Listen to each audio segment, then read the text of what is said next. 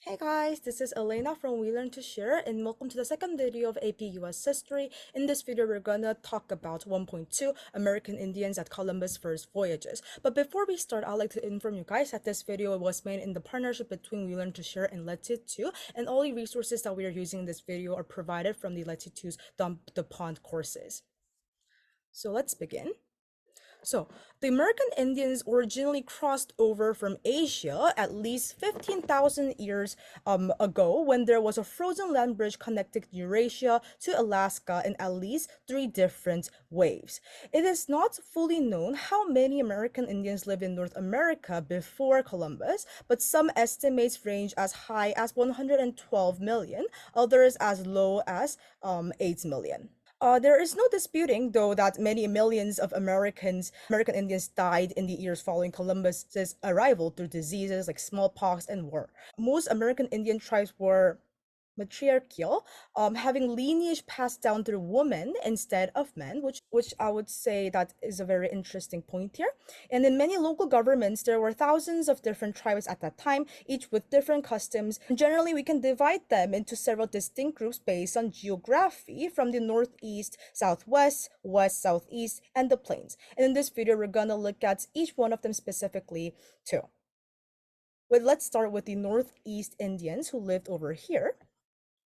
So these groups live along rivers and were agrarian, farming corn, beans, and vegetables. Important groups include the Iroquois Confederacy, which is Cayuga, Oneida, Onondaga, Seneca, and Tuscarora, and groups of Algonquin speakers, Mohicans, Hurons, and Susquehannocks. I might be wrong pronouncing these, but still. And European colonists would force these groups to take sides and fight against each other so that their unity would be broken. And their diets consisted of corn, which are maize, beans, squash, deer, fish, water birds. And these groups made pottery to store surplus along with baskets to aid in farming.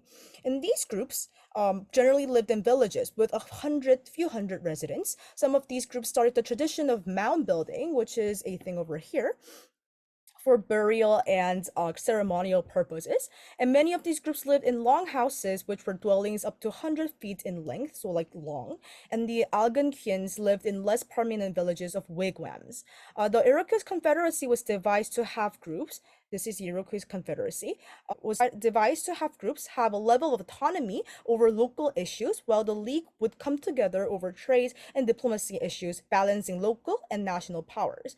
Many historians argue that this was a precursor to the modern American democracy. So this would be an important thing to remember, right? And also, the Northeast American Indians live along the Atlantic seaboard of the United States, all the way south until North Carolina. And this included New York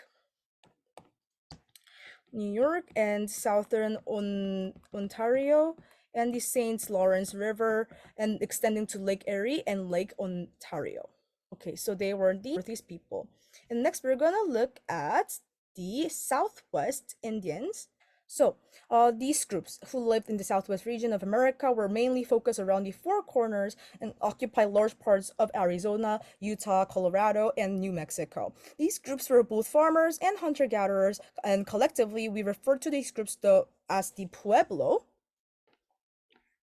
because since they lived in large mud and stone and thatched houses, like houses that look like these.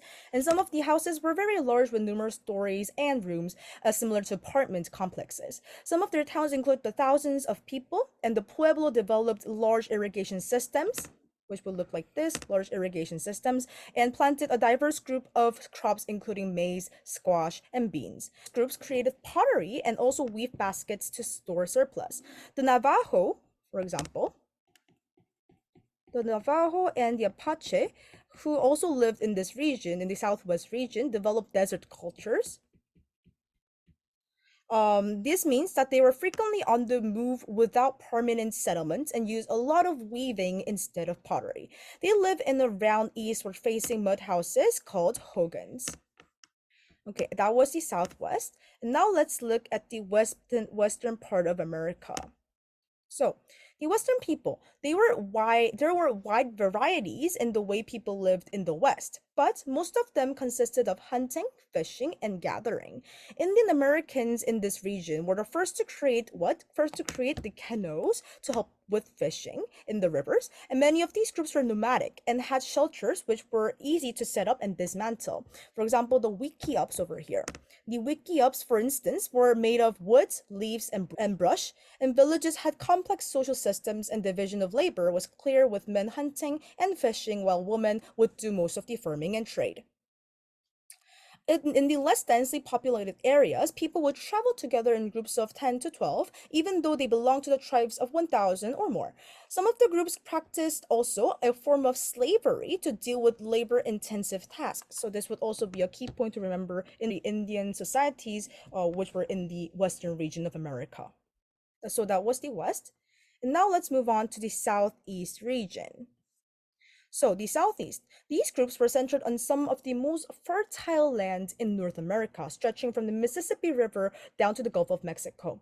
And the prominent Native American groups of these area include the Cherokees, or these people, the Cherokees, and also Choctaws and Chickasaws, Creeks, and Seminoles. And largely agrarian, these people, they planted beans, squash, corn, tobacco, and sunflowers, and their way of farming was labor intensive but produced large crop yields as a result. These groups also hunted and fished, and they created pottery also and created elaborate utensils. They gathered in large and complex societies made of mounds, and in particular, Cahokia, I would say, near where St. Louis is today, was in 1250 AD, similar in size to London and Paris of that time. Natural disasters would cause many to leave and live elsewhere, but at one time it was estimated that 40,000 people lived there. Okay, such a large population, right? And next, maybe that's because they live in a fertile land. Next is we're going to look at the plains, the Great Plains over here. And I would say that we could divide the American Indians who lived in the plains for two groups. First is the farmers and hunters who lived in villages and in nomads. And the Native Americans in the plains are the ones most often depicted in like the Hollywood movies with teepees and hunting on horseback. However, horses themselves were introduced by Europeans and were not used, therefore, before Europeans came or used during the pre-contact period. So therefore, we can say that this is a very like a misleading depiction of the Native Americans, right? And they also use elaborate war headbands with different arrangements of feathers. Okay, and let's now move on to some more important points that were not mentioned during this video. So some of the important points are that the Native Americans, I'll refer them to as NA, they did not have a concept of what we call property. And the society, Native American society, was mainly matrilineal. And also the Native Americans used tobacco, which became a major product in Europe by the end of 16th century. And Native American groups were often also nomadic and not centrally organized, which made it difficult to gather forces against European colonization. And the Native Americans were also vulnerable to European diseases like smallpox. And therefore, due to European diseases, majority of the Native Americans would die from this. And also, we would say that there is a very important thing called the Columbian Exchange that occurred during this period, which is a exchange of crops like agricultural products, livestock, people, diseases, religion, etc., between the New World, the Americas, and between Old World, the European regions. So, for example, the Native Americans brought corn, potatoes, tobacco, beans, peppers, manioc, pumpkin, squash, tomato, wild rice to Europeans, and this would help European population grow. And in return, the Europeans introduced cows, pigs, horses, wheat, sugar cane, apples, cabbage, citrus, carrots to Native Americans. And also, let's talk about the diseases now. And know that Europeans brought all kinds of diseases which were developed immunity to, including like influenza, cholera, bubonic plague, and most significantly smallpox. However, these new Native Americans were totally new to these diseases, and therefore their population declined. Many people died from these diseases. Somewhere between 50% to 90% of Native Americans between the first contact in the middle of the 17th century were estimated to be killed because of these newly introduced diseases. And also one point is that syphilis, which is a sexual disease. This was actually brought back to Europe from the Americas, but comparing the casualty rates and the mortality rates, it's clear that the Europeans had done much more harm in terms of disease and in terms of like population fall. Okay, so this would be the end of today's video. And once again, all the resources used from this video is from Letitu's DuPont courses. So any of you guys, if you're interested in finding more about Letitu and their services and the courses that they provide, please check the link below that I'll put in the comments. So yeah, thanks for watching this video today, and see you in the next video.